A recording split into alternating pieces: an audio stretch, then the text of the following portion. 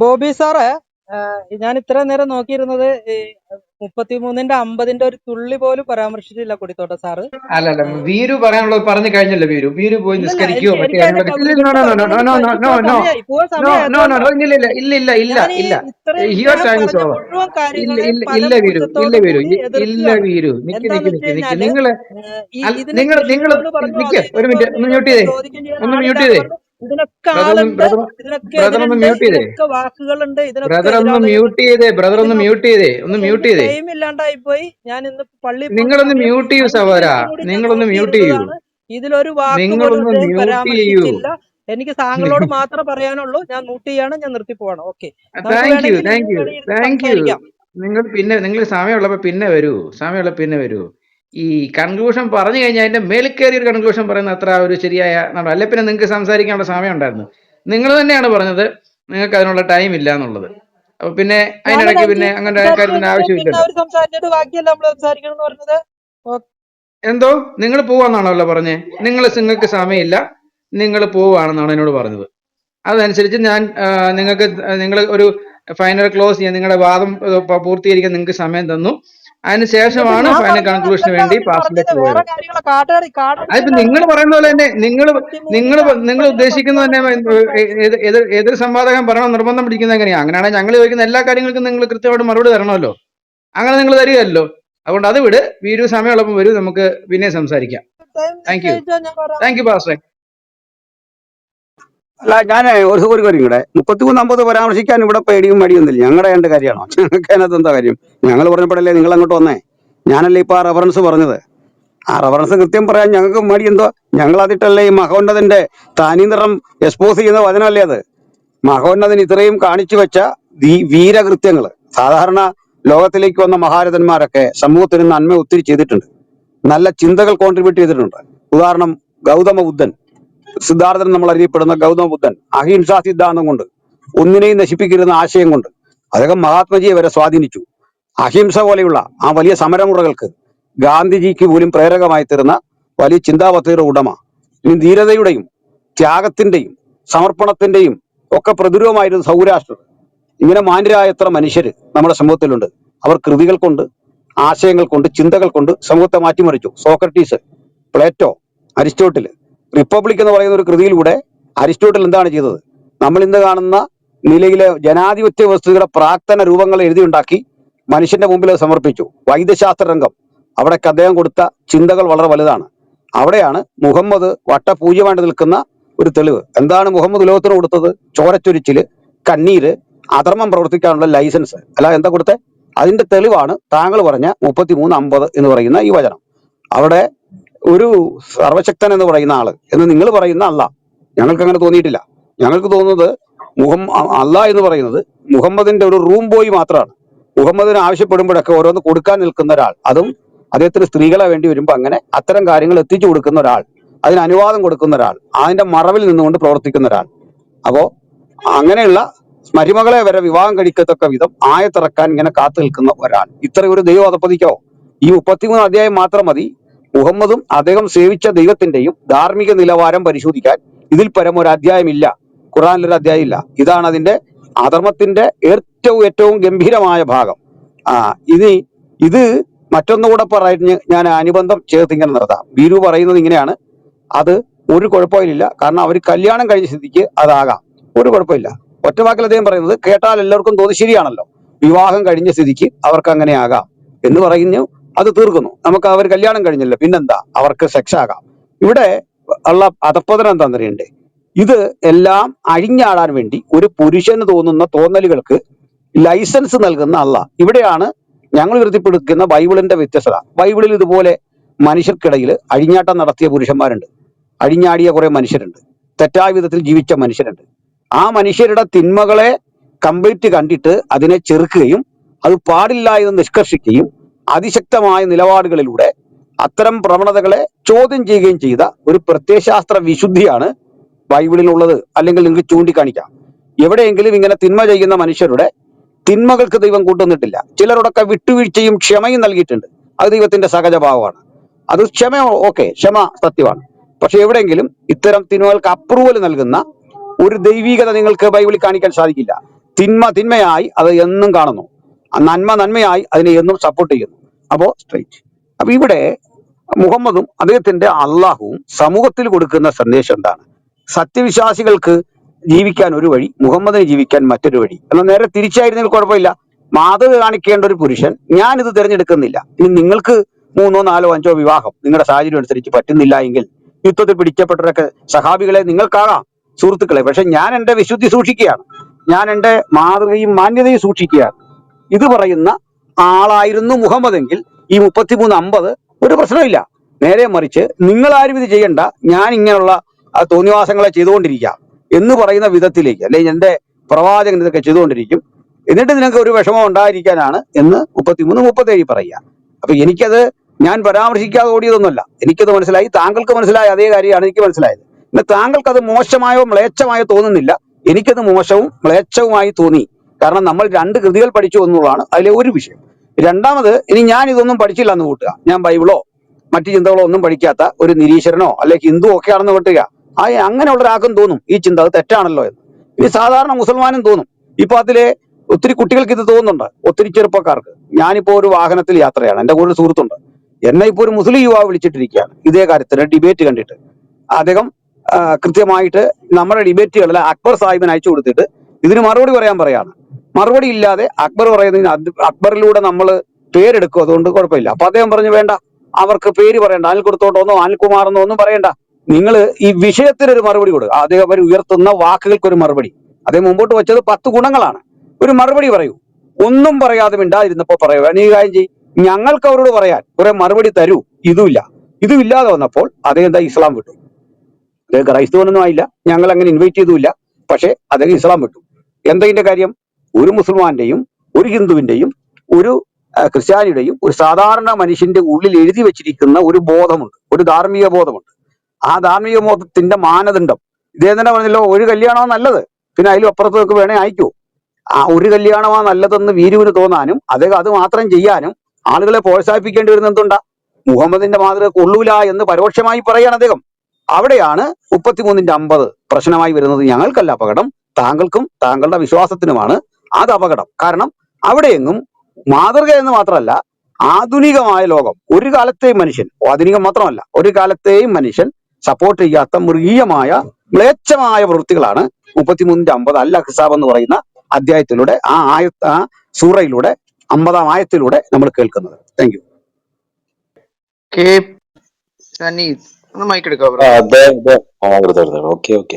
അദ്ദേഹം പറയുന്നത് ഇവിടെ ഈ ഇസ്ലാമിലേക്ക് ആളുകൾ ഒഴുകിക്കൊണ്ടിരിക്കുന്നു, വിദ്യാസമ്പന്നരൊക്കെ ഒഴുകിക്കൊണ്ടിരിക്കുന്നു. അതിന്റെയൊക്കെ അടിസ്ഥാനം അവർ വെറും മണ്ടന്മാരാണ് എന്ന് ചിന്തിക്കാതെയൊക്കെയാണ് അവർ വരുന്നതെന്നാണ്. പക്ഷെ അവർ എല്ലാവരും ചിന്തിച്ചുകൊണ്ട് തന്നെയാണ് വരുന്നതെന്ന് എന്നാണ് എന്റെ പക്ഷം. കാരണം ഒന്നാമത് നമുക്ക് 2 മതങ്ങൾ തമ്മിൽ ഒന്ന് കമ്പയർ ചെയ്ത് നോക്കിയാൽ, ക്രിസ്ത്യാനിറ്റി അതേപോലെ ഇസ്ലാം, ഇത് രണ്ടിന്റെ ഏതൊരു മതത്തെയും ആദ്യം കമ്പയർ ചെയ്യുമ്പോൾ അതിന്റെ ദൈവസങ്കല്പമാണ് ആദ്യം നമ്മൾ പഠിക്കേണ്ടത്. എന്താണ് ക്രിസ്ത്യാനിറ്റി? യേശുവിനെ എന്താണ് സംഭവിച്ചത്? യേശുവിനെ ജനങ്ങൾ തല്ലിക്കൊന്നത് ദൈവമാണ്.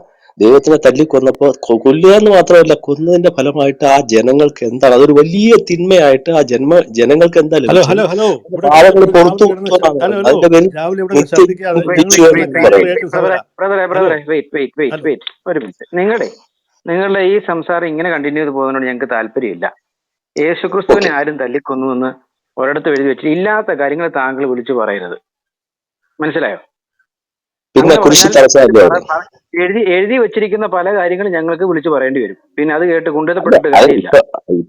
ഇപ്പൊ ഇത് യേശുവിനെ എങ്ങനെ മരണം സംഭവിച്ചത്? എങ്ങനെ? ഒരു മിനിറ്റ് നിങ്ങൾ ഇത് അവിടെ നിൽക്കട്ടെ. ഈ മേളിലിട്ടിരിക്കുന്ന ടൈറ്റിലിനെ പറ്റി താങ്കൾക്ക് എന്തെങ്കിലും പറയാനുണ്ടോ? അപ്പോ നിങ്ങൾക്ക് എന്തും പറയാം, വരുന്നവർക്ക് പറയാൻ അഭിപ്രായമില്ല. നിങ്ങൾ ചോദിച്ചതിനുള്ള ഇത്ര നേരം മറുപടി ഇസ്ലാമിനെ നിങ്ങൾക്ക് നിശ്ചലമായി ടൈറ്റിലിനോട് വിമർശിച്ചുകൊണ്ടിരുന്നത്, സംസാരിക്കാൻ അതിന് താല്പര്യമുണ്ടെങ്കിൽ മറുപടി പറയാൻ ടൈറ്റിലിൽ നിന്ന് വന്നവർക്ക് സംസാരിക്കാൻ നിങ്ങൾക്ക് സൗകര്യം താല്പര്യമുണ്ടോ? കൊടുക്കത്തില്ല. ടൈറ്റിലിൽ നിന്ന് സംസാരിക്കാൻ ഇസ്ലാമിനെതിരെ വളരെ യാതൊരു അടിസ്ഥാനമില്ലാത്ത ഇങ്ങനെ വാദങ്ങൾ പറഞ്ഞുകൊണ്ടിരിക്കുന്നു. അതിന് മറുപടിയായിട്ട് നിങ്ങൾക്കെതിരെ നിങ്ങൾ പറയുമ്പോൾ ആദ്യം ഞങ്ങൾ പറയുന്നത് എന്താണെന്ന് നിങ്ങളുടെ കേട്ടിട്ട് അതിന് ഗ്രന്ഥത്തിൽ മറുപടി നിന്ന് പറയണം. അതാണ് നിങ്ങൾ വേണ്ടത്. ഖുറാൻ ഹദീസിനെ പറഞ്ഞത് ഞങ്ങൾ കെട്ടിച്ചമച്ചുണ്ടാക്കുന്നതല്ല. നിങ്ങളുടെ ഗ്രന്ഥത്തിൽ നിന്ന് തെളിവ് സഹിതമാണ് പറയുന്നത്. KPLY സയ്യിദിന് ഈ ടോപ്പിക്കിൽ നിന്ന് സംസാരിക്കാൻ താല്പര്യമുണ്ടോ? തീർച്ചയായും ടോപ്പിക്കിൽ നിന്ന് തന്നെയാണ് ഞാൻ സംസാരിക്കുന്നത്. രണ്ട് മതങ്ങൾ തമ്മിലുള്ള കമ്പാരിസൺ അല്ലേ നടക്കുന്നത്? ഇസ്ലാമിനെ വിമർശിച്ചുകൊണ്ടിരിക്കുകയല്ലേ? അതിനെപ്പറ്റി മതങ്ങൾ തമ്മിലുള്ള കമ്പാരിസൺ അല്ലല്ലോ ഇവിടെ. ഇസ്ലാമിൽ മതം വിട്ടവനെ കൊല്ലണമെന്ന് പറയുന്നത് ശരിയാണോ എന്നുള്ളതാണ് ടോപ്പിക്ക്. അതിൽ നിന്ന് താങ്കൾക്ക് സംസാരിക്കണുണ്ടോ എന്നാണ് എന്റെ ചോദ്യം. ഉണ്ടെങ്കിൽ ഇവിടെ സഹോദരന്മാർ അഡ്രസ് ചെയ്യും. ഇസ്ലാമിലെ മതം വിട്ടവരെ കൊല്ലണമെന്നുള്ള ടോപ്പിക് അല്ലല്ലോ ഇവിടെ നിങ്ങൾ സംസാരിച്ചുകൊണ്ടിരിക്കുന്നത്. ഏറ്റവും നിശ്ചിതമായ രീതിയിൽ ഇസ്ലാമിനെ വിമർശിച്ചുകൊണ്ടിരിക്കുകയാണ്. ആ ടോപ്പിക്ക് മാത്രമല്ല നിങ്ങൾ സംസാരിച്ചുകൊണ്ടിരുന്നത്. നിങ്ങൾ ബ്ലോക്ക് ചെയ്തില്ലല്ലോ. നിങ്ങൾ ഈ ടോപ്പിക് അല്ലാത്ത പല കാര്യങ്ങളും ഇസ്ലാമിനെ എങ്ങനെ വിമർശിക്കാമോ അതെല്ലാം വിമർശിച്ചുകൊണ്ടിരുന്നിട്ട് നിങ്ങൾ ടോപ്പിക്കിന്റെ വിഷയം എടുത്തിട്ടില്ലല്ലോ. എന്ന് വെച്ചാൽ അതിന്റെ വിഷയം അതിന്റെ ഇസ്ലാമിനെ വിശദമായിട്ട് പറയുമ്പോൾ അതിന്റെ രണ്ട് മതങ്ങളെ തമ്മിൽ താരതമ്യം ചെയ്യുമ്പോൾ അതിന്റെ ദൈവവിശ്വാസ സങ്കല്പത്തിലാണ് തുടങ്ങേണ്ടത്. അതായത് ഇസ്ലാം വിമർശനമല്ല സഹോദര, ഇസ്ലാമിന്റെ വികൃത മുഖം ഞങ്ങൾ പുറത്തു കൊണ്ടുവരിക ചെയ്യുന്നത്. നമുക്ക് ഒന്ന് കൺട്രോൾ ചെയ്യാം. ബ്രദറെ, നിങ്ങൾക്ക് ഈ ടോപ്പിക്കിൽ നിന്ന് സംസാരിക്കാൻ താല്പര്യമുണ്ടോ? ഇല്ലെങ്കിൽ നിങ്ങളെടുത്ത് വിലയിരുത്തുകൾ എത്ര ഉള്ളൂ, വേറെ കുഴപ്പമൊന്നുമില്ല. സംസാരിക്കാൻ താല്പര്യമുണ്ടോ? സയ്യിദ്,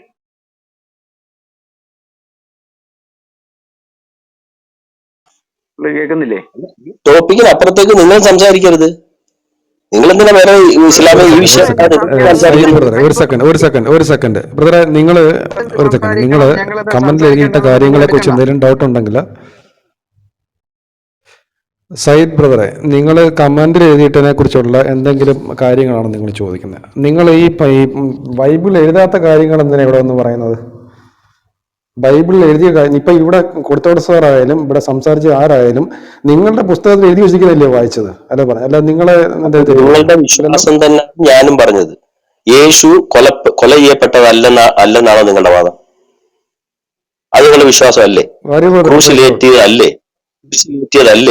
അത് കാരണമായി ആ ചെയ്തവരുടെ പാപങ്ങൾ, മനുഷ്യരാശിയുടെ മുഴുവൻ പാപങ്ങൾ പുറത്തു എന്നുള്ളതല്ലേ നിങ്ങളുടെ വിശ്വാസം? ഞാൻ തെറ്റു വല്ലതും പറഞ്ഞെങ്കിൽ ഞാൻ തിരുത്താം. താങ്കൾക്ക് ഇതിനെക്കുറിച്ച് സംസാരിക്കാൻ താല്പര്യം ഉണ്ടെങ്കിൽ 1 by 1 ആയിട്ട് സംസാരിക്കും. 1 to 1 ആയിട്ട് സംസാരിക്കും. ആ ഒരൊറ്റ പോയിന്റ് തന്നെ ഞാൻ പറയുന്നത്. ഒറ്റ പോയിന്റ് തന്നെ പറയാം. ഞാനേ ഒരു സെക്കൻഡ് സഹോദരന്മാരെ ഒരു സാധനം പിന്നെന്താ, അനിൽ പാസ്റ്ററൊക്കെ അത് തിയോളജിക്കലി ഡീൽ ചെയ്യാൻ ബെസ്റ്റ് അനിൽ പാസ്റ്ററൊക്കെയാണ്. പക്ഷെ ഇവർക്കൊക്കെ വേണ്ട രീതിയിലുള്ളൊരു സാധനം കൊടുക്കണമെങ്കിലേ ഒറ്റ ചോദ്യം അതിനോട് ചേർത്ത് എൻ്റെ പ്ലൈ സയ്യിദ് സഹോദരൻ ഒരു മറുപടി തന്നേരെ. കേരള പ്ലൈവുഡ് സയ്യിദ് ആണോ എന്ന് എനിക്ക് അറിഞ്ഞൂടെ പ്ലൈ എന്നൊക്കെ ഇട്ടേക്കുന്നത്. അപ്പോൾ അതുകൊണ്ടൊന്ന് പറഞ്ഞു തരണം, മുഹമ്മദ് കൊല ചെയ്യപ്പെട്ടതായിരുന്നോ?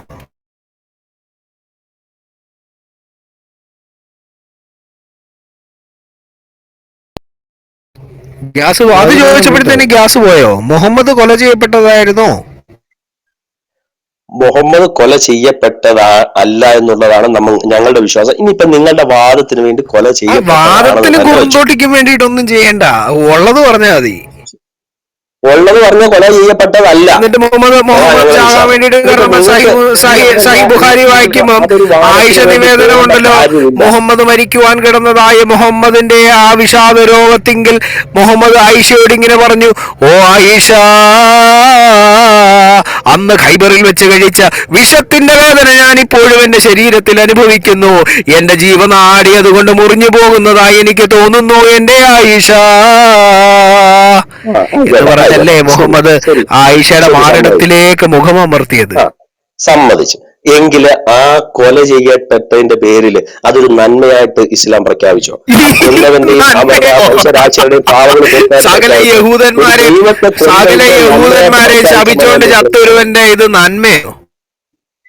ഒരു യേശുവിനെ തല്ലിക്കൊന്നതിനെ നന്മയാക്കി. യേശുവിനെ തല്ലിക്കൊന്നു തെളിവ് വന്നേ. പക്ഷെ മുഹമ്മദിനെ വിഷം കൊടുത്ത് കൊന്നു എന്നുള്ളതിന് ഞാൻ തെളിവ് വെച്ചു. യേശുവിനെ തല്ലിക്കൊന്നു എന്നുള്ളതിന് അത് വെറും ഒരു സൃഷ്ടി. യേശുവിനെ തല്ലിക്കൊന്നു എന്നുള്ളതിന് തെളിവ് തരും. അള്ളാഹിന്റെ വെറും ഒരു സൃഷ്ടി, ദൈവമല്ല അത്. അത് മനസ്സിലാവും. ആര് പറഞ്ഞു? അള്ളാഹുവിനോട് പങ്കുചേർത്ത് വെച്ചിരിക്കുന്ന ആളാണ് മുഹമ്മദ്. ഒരു മാറ്റമില്ല. ഞാനിനെ തെല്ലിടെ ഇവിടുന്ന് അനങ്ങില്ല. യേശുവിനെ തല്ലിക്കൊന്നു എന്നുള്ളതിന് തെളിവ് വെക്കുക.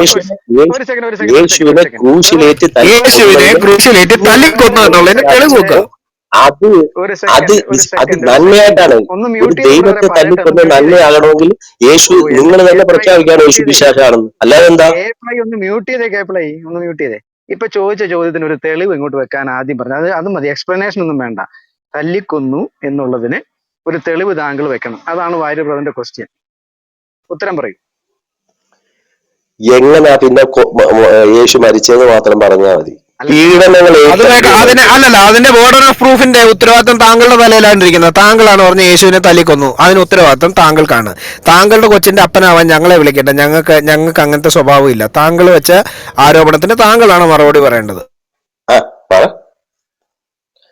യേശുവിനെ മൃഗീയമായി പീഡനങ്ങൾ ഏൽപ്പിച്ച് മാക്സിമം ഹറാസ് ചെയ്ത് ഇത്രയും കഠോരമായ രീതിയിൽ താങ്കളല്ലേ ഇവിടെ പറഞ്ഞു. അതൊന്നും ഇവിടെ വിഷയമല്ല. താങ്കൾ പറഞ്ഞു യേശുവിനെ തല്ലിക്കൊന്നു, തെളിവ് വെക്കുക. നാണുണ്ടോ നിങ്ങൾക്ക് ഈ മാതിരി വർത്താനങ്ങൾ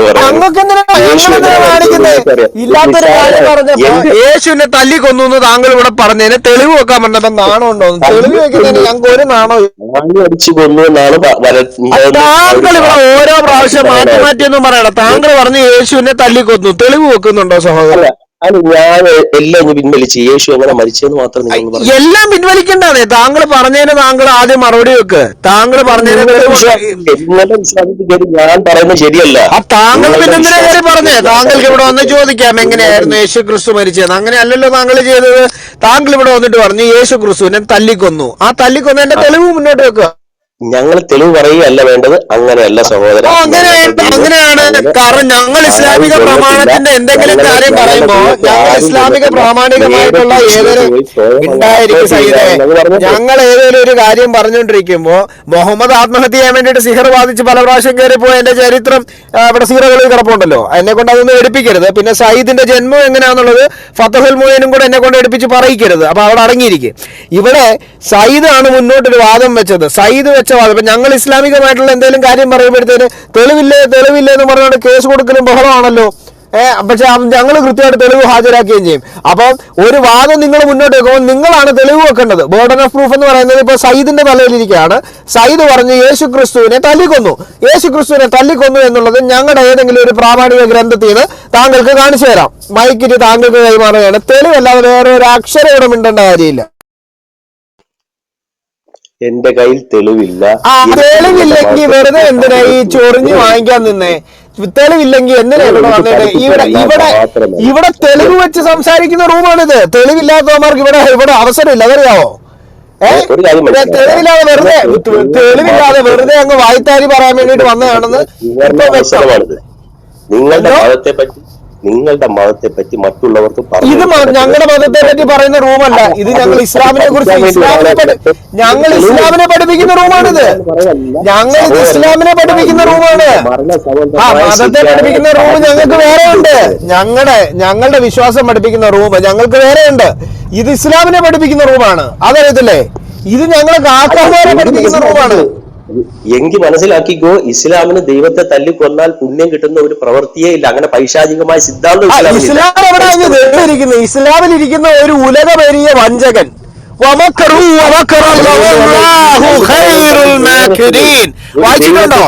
വായിച്ചിട്ടുണ്ടോ? ഒരു ദൈവം എന്ന് പറഞ്ഞ് നിങ്ങൾ വെച്ചേക്കുന്ന ആള് ഉലകമേറിയ വഞ്ചകനാണെന്നുള്ളത് വായിച്ചിട്ടുണ്ടോ? വായിച്ചിട്ടുണ്ടോ? എന്റെ കുഞ്ഞാളെ ആദ്യം പഠിക്കേണ്ടത് നന്മയ്ക്ക് നന്മ കൊടുക്കുക എന്നുള്ള അടിസ്ഥാന സിദ്ധ, തിന്മയ്ക്ക് നന്മ കൊടുക്കുന്ന നന്മ എന്ന് പറയാൻ വേണ്ടിട്ട് നിങ്ങൾക്ക് എന്താ അർഹതയുള്ളേ? മുഹമ്മദ് ചെയ്ത എന്ത് നന്മയുള്ളേ? മുഹമ്മദ് എന്ത് നന്മയാണുള്ളത്? ഈ ഉലകത്തിന് മുഴുവൻ ഉത്തമ മാതൃക എന്ന് പറഞ്ഞ മുഹമ്മദ് ചെയ്തു വെച്ചിട്ടുള്ള മാതൃകകളിൽ ഏതെങ്കിലും ചോദ്യത്തിന് മറുപടി ഇങ്ങോട്ടാണ് ചോദ്യം. ഞാൻ തീർച്ചയായും കാര്യം അത് ചോദിക്കാൻ യാതൊരു അർഹതയില്ലാത്തവർ വന്ന് ചോദിച്ചു കഴിഞ്ഞാൽ അതിന് മറുചോദ്യം ചോദിക്കുന്നേ. ഞങ്ങൾ ആ കാര്യം നിങ്ങൾ ചോദ്യം ചോദിച്ചതിന് തെളിവില്ല. ഞാൻ ചോദിച്ചത് തെളിവടക്കമാണ് ഞാൻ ചോദിച്ചത്. എന്റെ ചോദ്യത്തിന് മറുപടിയില്ല താങ്കൾക്ക്. താങ്കളാണ് എന്റെ ചോദ്യത്തിൽ നിന്ന് ഓടുന്നത്. നിങ്ങൾ ചോദിച്ചു, ആ ചോദിച്ച ചോദ്യം പൊട്ടത്തരാന്ന് പറഞ്ഞ് താങ്കൾ തന്നെ പിൻവലിച്ചു. അപ്പൊ പിന്നെ ചോദ്യത്തിന്റെ അവസരം എനിക്കാണ്. പൊട്ടത്തരമാണല്ലോ. ഇല്ലാത്തൊരു കാര്യം താങ്കൾ ഉണ്ടാക്കി പറഞ്ഞു. താങ്കൾ പറഞ്ഞു എനിക്ക് അതിന് തെളിവ് തരാൻ പറ്റില്ല. കാര്യം അതിന് തെളിവില്ല.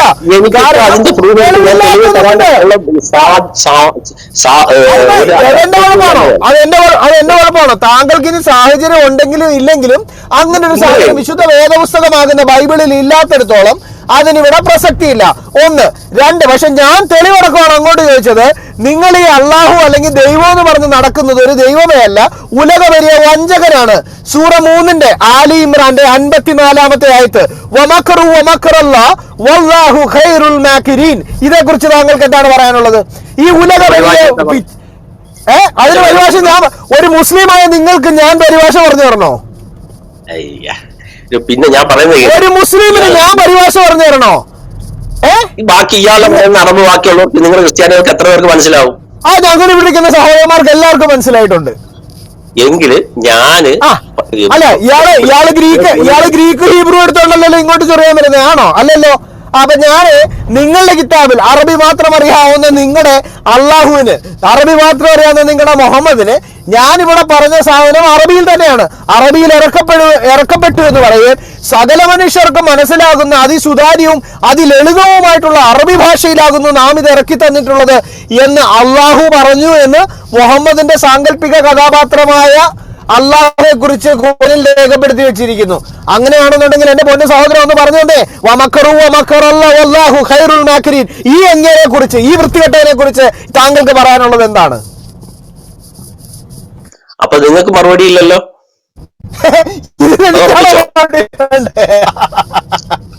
നിങ്ങൾക്ക് മറുപടി ഇല്ലല്ലോ.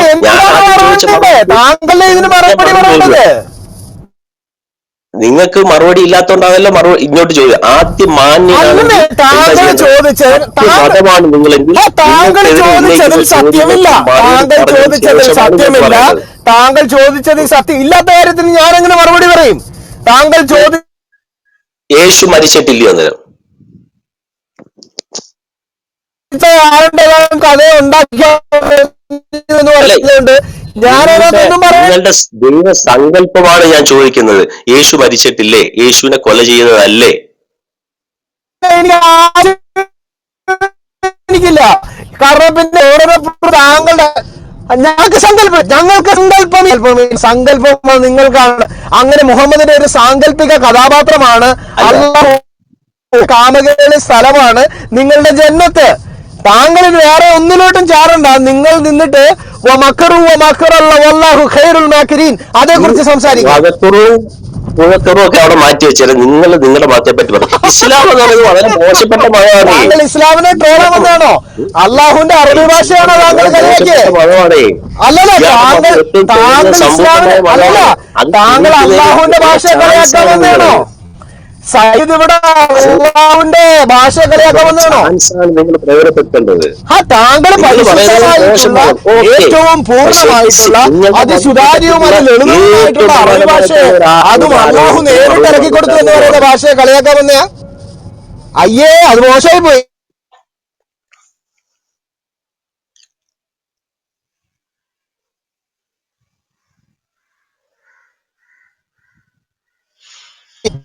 ഇപ്പൊ താങ്കൾ ഇങ്ങോട്ട് പറഞ്ഞതിന് ഒരു തെളിവുമില്ല, ഒരു തേങ്ങയില്ല. പക്ഷെ അയ്യ, എന്തോ പറഞ്ഞതിന് തെളിവില്ല. യേശു മരിച്ചിട്ടില്ലയോ? യേശു എന്ന് പറയുന്ന സങ്കല്പമില്ലയോ?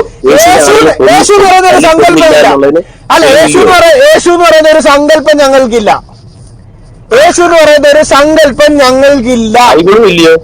ഞങ്ങൾക്ക് യേശു എന്ന് പറയുന്ന ഒരു സങ്കല്പം ഇല്ലതേ. പക്ഷെ നിങ്ങൾക്കാണ് ഈ സങ്കല്പങ്ങൾക്കുള്ളത്. ഞങ്ങൾക്കുള്ളത് വാസ്തവമാണ്. ഞങ്ങൾക്കുള്ളത് വസ്തുനിഷ്ഠമാണ്. ആ വസ്തുനിഷ്ഠതയിൽ യേശുവിന് എന്ത് സംഭവിച്ചു എന്ന് പറഞ്ഞ താങ്കൾ ഇവിടെ കൊണ്ടുവന്നത് വാസ്തവ വിരുദ്ധമായിട്ടുള്ള ഒരു കാര്യമാണ് നിങ്ങൾ ഇവിടെ കൊണ്ടുവന്നത്. അതേക്കുറിച്ച് നിങ്ങൾക്ക് തെളിവില്ല. നിങ്ങൾ തന്നെ പറഞ്ഞു നിങ്ങൾക്ക് തെളിവില്ല എന്ന് പറഞ്ഞു. യേശു ക്രിസ്തുവിനെ തല്ലിക്കൊന്നു എന്ന് നിങ്ങൾ പറഞ്ഞു. തെളിവ് ചോദിച്ചപ്പോ പറഞ്ഞു തെളിവില്ല. നിങ്ങളുടെ കയ്യിൽ തെളിവില്ല. നിങ്ങളുടെ കയ്യിൽ തെളിവില്ലാത്തതിന് ഞാനെന്തിനു മറുപടി പറയണം? നിങ്ങൾ പറയുന്ന കള്ളത്തരത്തിന് നിങ്ങൾ കാണിക്കുന്ന മക്കറ പരിപാടിക്ക് ഞാൻ എന്തിനു മറുപടി പറയണമെന്നേ? അത് നിങ്ങളോട് പോലെ യജ്ഞക്കാരോട് പറ. യജ്ഞത്തിന്റെ അടുത്ത് എന്നോട് പറയേണ്ട കാര്യമില്ല. അത് പോയിട്ട് യേശുവിനെ തല്ലിക്കൊന്നു. യേശുവിനെ തല്ലിക്കൊന്നു. യേശു അല്ല, പിശാചെന്നൊക്കെ പറഞ്ഞോണ്ട് മക്കളെ, അള്ളാഹു പിശാചാണെന്ന് ഞാൻ 62 രേഖകൾ വെച്ച് ഇവിടെ തെളിയിക്കും. നീ ഇവിടെ കിടന്ന് ഇക്കറ മുക്കറ ചൊല്ലിയിട്ട് ഇവിടുന്ന് പോകൂ. ഖുറാന്റെ 62 ആയത്തുകൾ എടുത്തു വെച്ചാണ് ഞാനിവിടെ അള്ളാഹു പിശാചാണെന്ന് തെളിയിച്ചപ്പോൾ ഇവിടെ ഷിനാദ് ഇബ്രാഹിം എന്ന് പറയുന്ന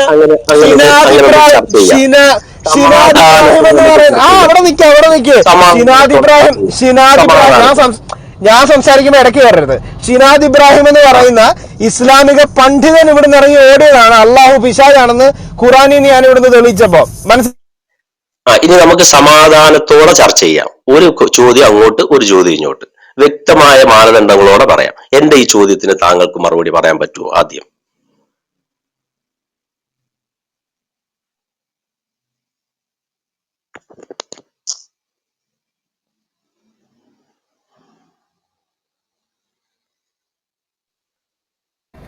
പിടിച്ചോ, അള്ളാഹു പിശാചാണോ നമുക്ക് നോക്കിയാലോ സൈദേ? അല്ല, ഇപ്പൊ ആദ്യം നിങ്ങൾക്ക് അള്ളാഹു പിശാചാണോ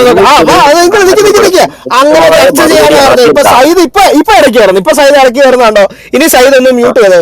മോഡറേറ്റേഴ്സ്, എനിക്ക് വ്യക്തമായ ശാന്തത വേണം ഇവിടെ.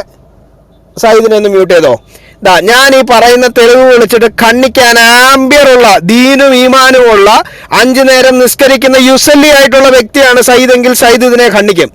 ദയവായിട്ടോണം ഞാൻ പറയുന്നത് കേൾക്കാമല്ലോ അല്ലേ മോഡറേറ്റേഴ്സ്? കേൾക്കാം. ഓക്കെ. സൂറ 31:21 പറയുന്നു പിശാചാണ് നരകത്തിലേക്ക് ക്ഷണിക്കുന്നത്.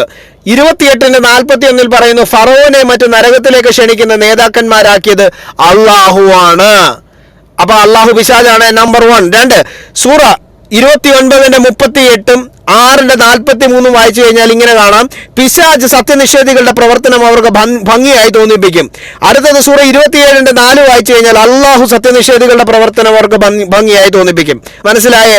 അടുത്തത് പിശാച് പിന്നിലൂടെ മനുഷ്യരെ വലയം ചെയ്യും. സൂറ 7:17 അള്ളാഹു പിന്നിലൂടെ മനുഷ്യരെ വലയം ചെയ്യുമെന്ന് സൂറ 85:20. സൂറ 4:120 പിശാച് സത്യനിഷേധികളെ വഞ്ചിക്കും. സൂറ 4:142 അള്ളാഹു സത്യനിഷേധികളെ വഞ്ചിക്കും. പിന്നെ അടുത്തത് സൂറ 29:54 നരകം സത്യനിഷേധികളെ വലയം ചെയ്യും. സൂറ 2:19 അള്ളാഹു സത്യനിഷേധികളെ വലയം ചെയ്യും. സൂറ 4:76 ദുർമൂർത്തികളുടെ ദാസൻ യുദ്ധം ചെയ്യുന്നവരാണ്. ഇനി സൂറ 4:84 അള്ളാഹുവിന്റെ ദാസൻ യുദ്ധം ചെയ്യുന്നവരാണ്.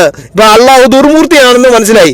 ഇനി സൂറ 36:62 അനേകം ആളുകളെ പിശാച് നശിപ്പിച്ചു. സൂറ 36:62 അനേകം ആളുകളെ അള്ളാഹു നശിപ്പിച്ചു എന്ന് സൂറ 77:16.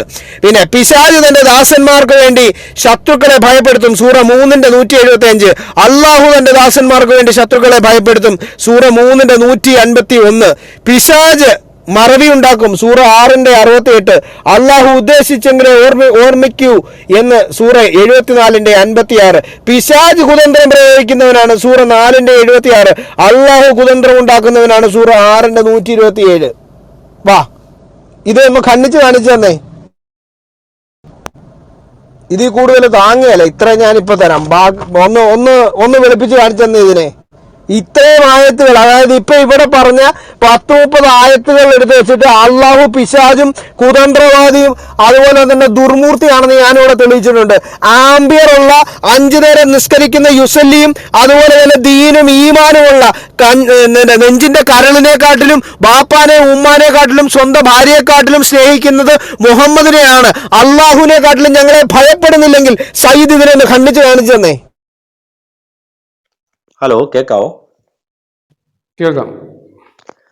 ഇതിന്റെ ഇരട്ടി ഇതിന് സമാനമായ കൊണ്ടുവന്നാലും അതിനെ ഒറ്റ ഉത്തരത്തിൽ അതിനെ ചീട്ടുകൊട്ടാരം പോലെ തകരും. ഒന്നാമത്തെ കാര്യം നിങ്ങൾ മനസ്സിലാക്കേണ്ടത്, ഈ പറയുന്ന പിശാച് എന്ന് പറയുന്നത് കേവലം അള്ളാന്റെ വെറും സൃഷ്ടി മാത്രമാണ്. ഇതല്ലാതെ അള്ളാന്റെ പവറിന് അപ്പുറമുള്ള ഒരു സാധനമല്ല. മനുഷ്യരെ പരീക്ഷിക്കാൻ വേണ്ടി അല്ലാതെ ഇവിടെ പുണ്യം കിട്ടുമെന്ന് പറയുന്ന രീതിയിലുള്ള ഒരു അധ്യാപനം സംസാരിക്കുന്ന അങ്ങനത്തെ പരിപാടി കൂടെ വേണ്ട. ഞാൻ പറഞ്ഞതിനെ ഖണ്ഡിച്ച് കാണിക്കാനേ പറഞ്ഞുള്ളൂ. അള്ളാഹുവിന്റെ സൃഷ്ടിയാണ് ഈ പറഞ്ഞ പിശാചെന്നൊന്നും പറയണ്ട. അള്ളാഹുവിന്റെ സൃഷ്ടിയാണ് ഇത് മുഴുവൻ. ഇത് അള്ളാഹുവിന്റെ സൃഷ്ടിയല്ല, സത്യം പറഞ്ഞാൽ ഇത് മുഹമ്മദിന്റെ സൃഷ്ടിയാണ്. ഇജ്ജ് ഈമാനും ദീനും ഉള്ളവനാണെങ്കിൽ ഇത് പൊളിച്ചു കാണിക്കേ. ഈ അള്ളാഹു ആണ് ജിന്നെന്നും ഇബിലീസെന്നും ദുർമൂർത്തിയെന്നും ഞാനിവിടെ തെളിയിച്ചിട്ടുണ്ട്. ജീമാനും ദീനും ഉള്ളവനാണെങ്കിൽ ഇജ്ജൊന്ന് വെളുപ്പിച്ച് കാണിക്കണോ. ഞാൻ തെളിവില്ലാത്ത ഒറ്റ വാക്ക് പോലും ഇവിടെ മിണ്ടിയിട്ടില്ല, ഒരക്ഷരം പോലും മിണ്ടിയിട്ടില്ല. ഞാൻ തെളിവടക്കമാണ് പറഞ്ഞത്. ആംബിയറുള്ള ഏതെങ്കിലും, സയ്യിദിനെന്നല്ല, ആംബിയറുള്ള ഏതെങ്കിലും ഒരു മുസൽമാൻ ഉണ്ടെങ്കിൽ കയറി വരാം. ഏതെങ്കിലും ഒരുത്തൻ മരുന്നിന് പോലും ഉണ്ടെങ്കിൽ കയറി വന്നിട്ട് ഇതിനെ തെളിയിക്കും. സെയ്ദ് സംസാരിക്കുന്നുണ്ടോ? കേൾക്കുന്നില്ല.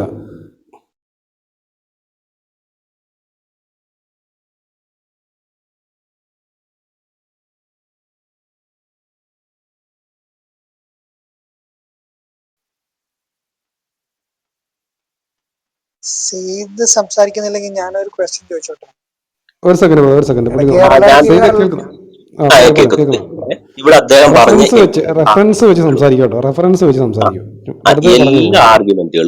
എല്ലാ ആർഗ്യുമെന്റുകളും ഒറ്റ കാര്യത്തിൽ ചീട്ടുകൊട്ടാരം പോലെ തകരും. ഒന്നാമത്തെ കാര്യം, ഈ ശെയ്ത്താനോ പിശാശോ എല്ലാം അള്ളാന്റെ സൃഷ്ടികളാണ്. ഈ സൃഷ്ടികൾക്ക് അള്ളാന്റെ തീരുമാനത്തിനപ്പുറം ഒന്നും ചെയ്യാൻ സാധിക്കത്തില്ല. ഇവിടെ തെളിവിനാണ് ഇവിടെ പ്രസക്തി. ഞാൻ തെളിവടക്കമാണ് ഇവിടെ കാര്യം പറഞ്ഞിട്ടുള്ളത്. എനിക്ക് വേണ്ടതും തെളിവാണ്. ഇത് ഞങ്ങളുടെ വിശ്വാസമാണ്. ഒരു സെക്കൻഡ് സയ്യിദ് ശ്രദ്ധിക്കേ. സയ്യിദ് പുതിയ ബടനാണെന്ന് തോന്നുന്നു ക്ലബ് ഹൗസിൽ. അതുകൊണ്ട് സയ്യിദിന് വേണ്ടി ചില കാര്യങ്ങൾ ഞാൻ ഒരു 30 സെക്കൻഡ്സ് കൊണ്ട് പറഞ്ഞുതരാം. അതായത് ഈ റൂം എന്ന് പറയുന്നത് ഇവിടെ റെഫറൻസുകൾക്കാണ് പ്രാധാന്യം, അല്ലാതെ നിങ്ങളുടെ വായ്ത്താളത്തിനോ വയള് പരമ്പരയ്ക്കോ അല്ല. Nobody is interested in listening to your വായ്ത്താളം. മനസ്സിലാവുന്നുണ്ടല്ലോ? അതിനാർക്കും സമയവും ഇല്ല, ഞങ്ങൾക്ക് യാതൊരു ഇൻട്രസ്റ്റും ഇല്ല. നിങ്ങളുടെ കയ്യിൽ റെഫറൻസ് ഉണ്ടെങ്കിൽ ആ റെഫറൻസിൻ്റെ ലിങ്ക് ചാറ്റ് ബോക്സിൽ ഇടുക, എന്നിട്ട് നിങ്ങൾ സംസാരിക്കുക. അല്ലെങ്കിൽ നിങ്ങൾ ബുക്കാണ് കോട്ട് ചെയ്യുന്നതെങ്കിൽ പറയട്ടെ ഏത് ബുക്ക്, ഏത് വർഷം പ്രസിദ്ധീകരിച്ചു, ഏത് പേജ്, ഏത് പാരഗ്രാഫ് അതിലിങ്ങനെ പറഞ്ഞിരിക്കുന്നു എന്ന് പറഞ്ഞിട്ട് കോട്ട് ചെയ്യുക. മനസ്സിലാവുന്നുണ്ടോ? അങ്ങനെയാണ് സംസാരിക്കേണ്ടത്. അല്ലാതെ നിങ്ങളുടെ വയള് പരമ്പര കേൾക്കാൻ ഞങ്ങൾക്ക് യാതൊരു ഇൻട്രസ്റ്റും ഇല്ല. ഇവിടെ ഇരിക്കുന്ന ഓഡിയൻസിന് യാതൊരു ഇൻട്രസ്റ്റും ഇല്ല. നിങ്ങളെപ്പോലെ പല പടന്മാരും വന്നിട്ട് ഇട്ടേച്ച് പോയ സ്ഥലമാണിത്. അതുകൊണ്ട് നിങ്ങൾ സംസാരിക്കാൻ സമയമെടുത്തോ, ഒരു പ്രശ്നവുമില്ല. സംസാരിക്കുമ്പോൾ നിങ്ങൾ റെഫറൻസ് വെച്ച് സംസാരിക്കണം. നിങ്ങൾ എന്ത് വാദം വെച്ചാലും അത് ഞങ്ങൾക്ക് കുഴപ്പമില്ല. പറയുന്ന വാദത്തിന് റെഫറൻസ് വേണം. പോയോ?